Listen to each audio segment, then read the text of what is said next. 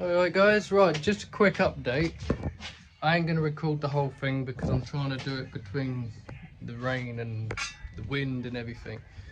But I have had a go trying to get this last bit finished. So I've rust stopped it and coated it with a special paint.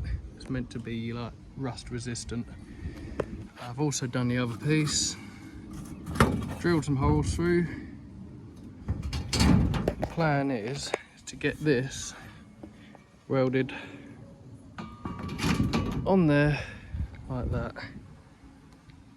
I just want to get this piece in so I can get this area waterproofed before it starts raining again.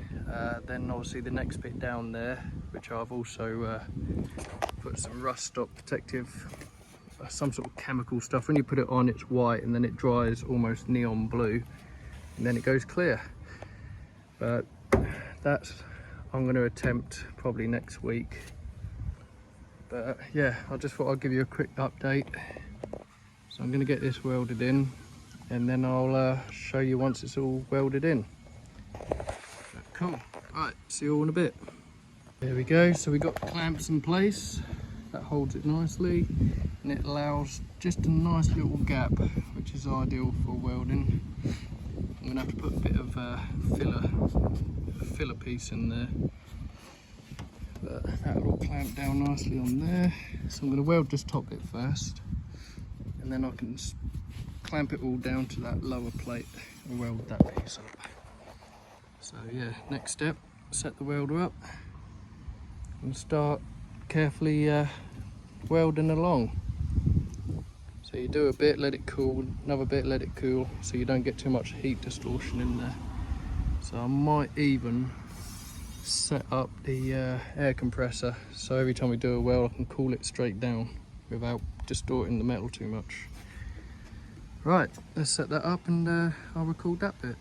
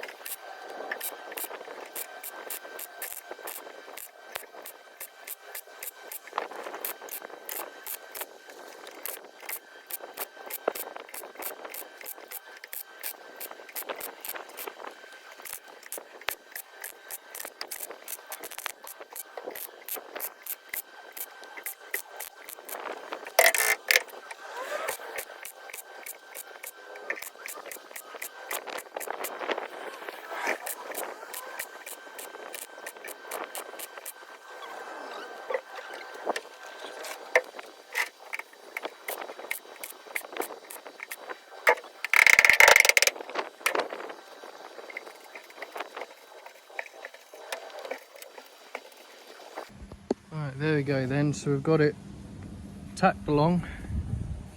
Just taking the clamps off. These things are brilliant. They really do make things a lot easier. So the next thing to do is just to push all this down and get it tacked along here. And once that's all tacked and secure, I'll just carefully work away along it, weld it right up, get that corner finished off, and then that will do for today. And then next video will be continuous along. I think I'm going to cut a little bit further along because I didn't notice it until I started grinding. It's quite bad here as well. It looks alright up to about here though, so I'm probably going to cut it a bit further along. Do that, I might as well. We've done all the other bit of the roof, so I might as well go up to there, haven't we? So cool. Right, so So let's get this tacked on and get that welded up, and then I'll show you what it looks like once I'm finished. Sometimes you just got to improvise. Worked, pulled it up tight and pulled it down to that plate nicely. Right, so we are welded up. Little bees along, and it hasn't distorted the metal too much. The heat distortion ain't done too bad. You look along there. So it's quite happy with that. A little bit high there.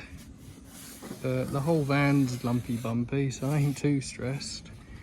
This is an absolute mess around here because could have done with cutting that back a bit more to found some better metal, but it will tidy up with the grinder. Once there's filler on it, it won't matter. So, right, next step, grind this back, and then I'm just going to prime it for now, and then do the filling another day. Won't do the filling until I finish this bit. But yeah, again, another step closer. Ah, there we go. So, not tidy, especially that corner, but the rest of it ain't too bad.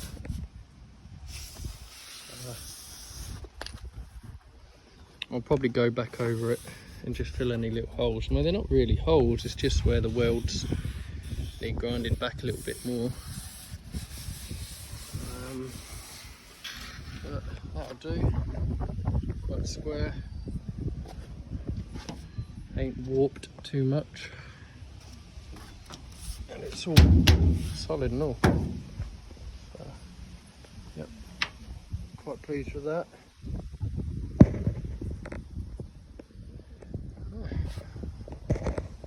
So now all we've got to do now is repeat the process along here. There you go.